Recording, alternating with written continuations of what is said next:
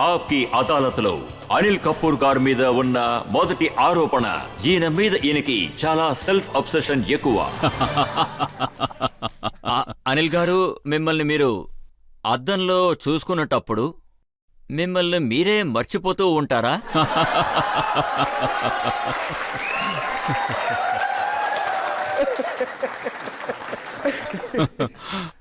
అయ్యో, యాక్చువల్లీ ఈ లోకంలో ఎటువంటి ఆర్టిస్ట్ అయినా సరే ముందు తనకి తాను ఫ్యాన్గా ఉంటాడు, సెల్ఫ్ అబ్జెస్టెడ్గా ఉంటాడు. నేను కూడా అంతే. ఇందులో డిఫరెన్స్ ఏమిటంటే ఒకే ఒక విషయం, నేను ట్రాన్స్పరెంట్గా ఉంటాను, నేను హానెస్ట్గా ఉంటాను, నిజమే చెప్తాను.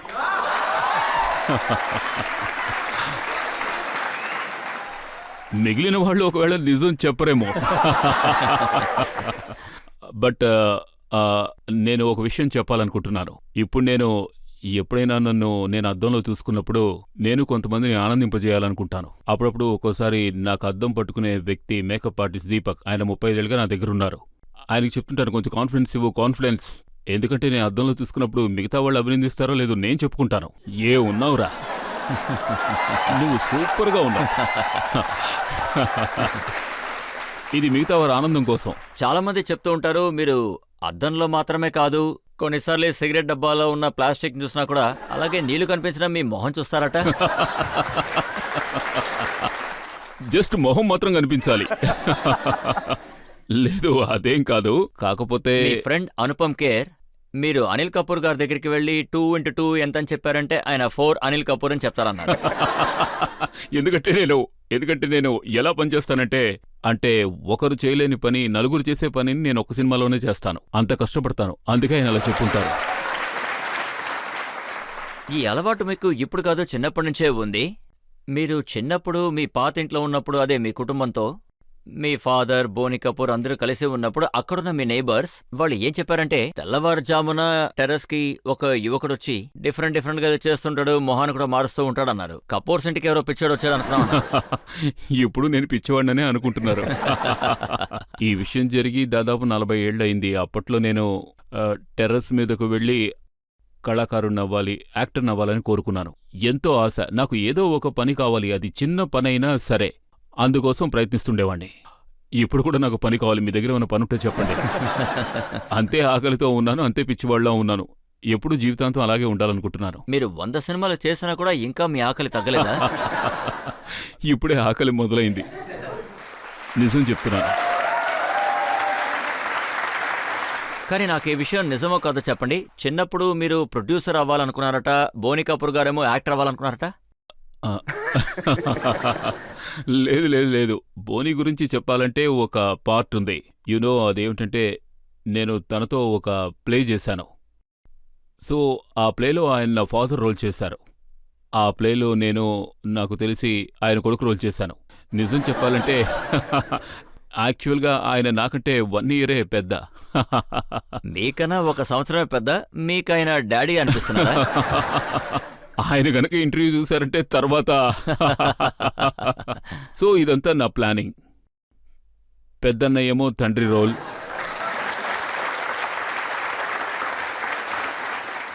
అర్జున్ని మొదటి నుంచే బాబాయిని చేయడం కరెక్టే కదా. అప్పుడే నాకు పని వస్తుంది యాజ్ ఎ హీరో. సార్, మీరు చూడ్డానికి చాలా యంగ్గా ఉన్నారు, దాని సీక్రెట్ ఏంటి? చూడ్డానికా? నేను యంగే ఇప్పటికీ. అంటే మీ అన్నయ్యకి 61 ఏళ్ళు, ఆయన బాగా ఏజ్డ్గా కనిపిస్తున్నారు, కానీ మీరు చాలా యంగ్గా కనిపిస్తున్నారు. నాకు ఇంకొన్ని నెలల్లో 61 నిండుతాయి.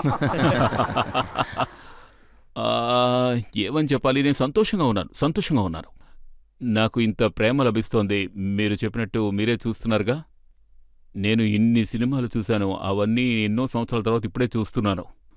Thank you so much. చాలా సంతోషంగా ఉంది. Thank you.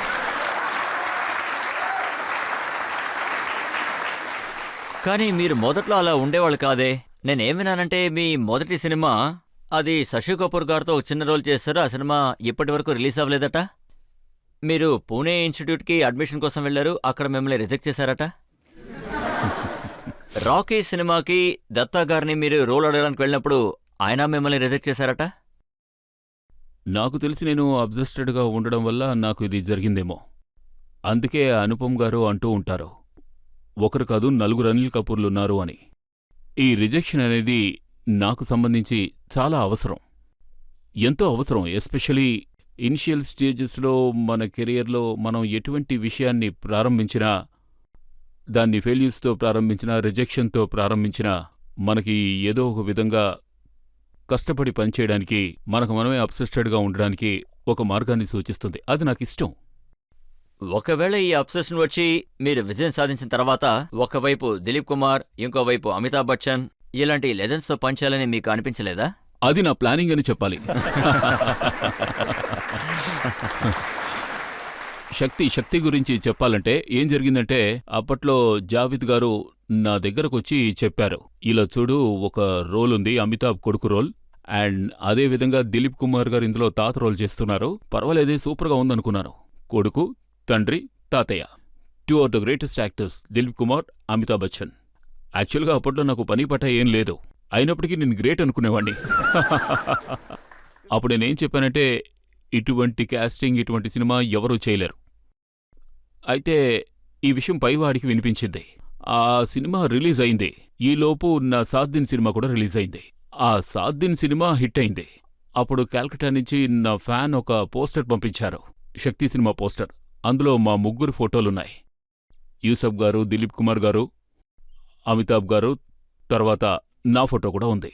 నా దృష్టిలో మాత్రం అది సూపర్ హిట్ సినిమా. సినిమాలో పెద్ద రోలేం కాదు. యాక్చువల్గా రోల్ ఎలాంటిదంటే, ఇంతవరకు ఎంతోమంది ఆ సినిమా చూసిందే లేదు. ఎందుకంటే బిగినింగ్ 2 సెకండ్స్ నేనొస్తాను, ఆ తర్వాత ఎండ్లో అమితాబ్ గారి డెత్ తర్వాత 2 సెకండ్స్ రోల్ ఉంటుంది. కొందరు సినిమాకి లేటుగా వస్తారు, వాళ్ళు నన్ను చూసుండ్రు. ఆ తర్వాత అమితాబ్ గారి డెత్ సీన్ తర్వాత థియేటర్లో ఎంతోమంది లేచి వెళ్ళిపోతూ ఉంటారు, వాళ్ళు కూడా నన్ను చూసుండ్రు. కాకపోతే పోస్టర్లో అలాగే టైటిల్స్లోనూ నా పేరుంటుంది. ఒక్క ముక్కలో చెప్పాలంటే ఏమంటారు, హిస్టోరియన్స్ ఉంటారు కదా, వాళ్ళు ఒకసారి మర్చిపోతూ ఉంటారు మనం ఏమేం చేశామో మన జీవితంలో. మన హిస్టోరియన్స్ రాసినా రాయకపోయినా నేను నా పేరు హిస్టరీలో రాసుకుంటాను.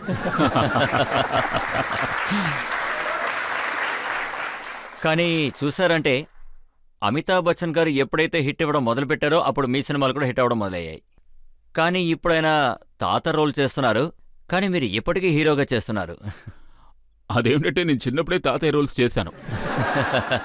ఈశ్వర్లో. ఆ ఈశ్వర్ని దయ వల్ల నాకు ఒక చిన్న మాత్ర దొరికింది, దాన్ని మింగేశాను.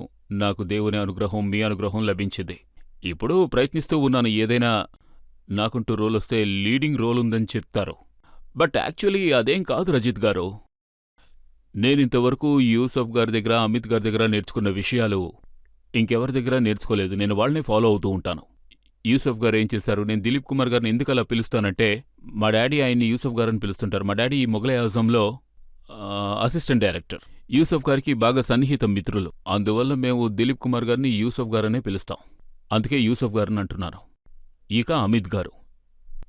ఈ లెజెండ్స్ ఉన్నారు కదా, నాకు తెలిసి వీళ్ళు ఇండియాకి చెందిన లెజెండ్స్. ఇలాంటి లెజెండ్స్ ఉన్నదే లేదు. ఇక మీదట కూడా ఎవరూ ఇలాంటి వాళ్ళు రారు, డెఫినెట్గా రానే రారు.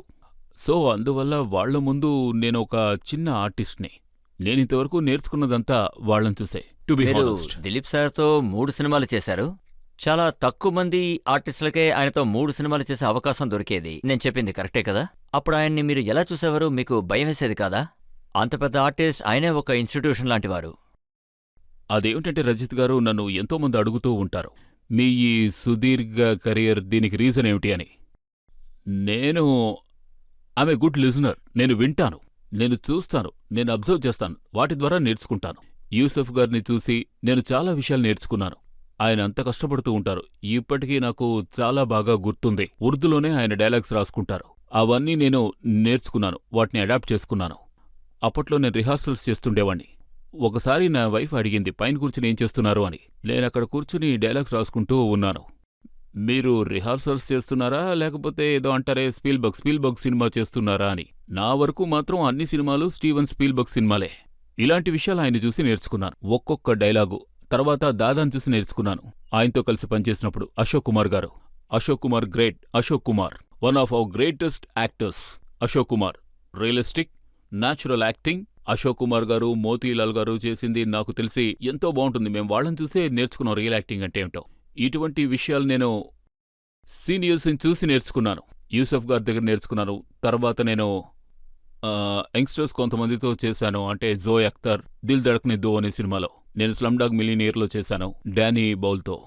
ఆ సినిమాలో నా చేత ఎవరు చేయించారు? నా కొడుకు చేయించాడు. హర్షవర్ధన్ కపూర్ చేయించాడు. వాడు ఆ స్క్రిప్ట్ చదవగానే డాడీ మీరు చెయ్యండి అన్నాడు. రే అది ప్రియాంక చోప్రా ఫాదర్ రోలు, అలాగే రణ్వీర్ సింగ్ ఫాదర్ రోలు. యాక్చువల్గా చెప్పాలంటే ప్రజలు ఇది చూడడం లేదు, ఈయన ఎవరు ఫాదర్ ఆయన ఎవరు ఫాదర్ని. జనం క్యారెక్టరే చూస్తారు. ఈ విషయం ఒక చిన్న యువకుడు నాతో చెప్పాడు.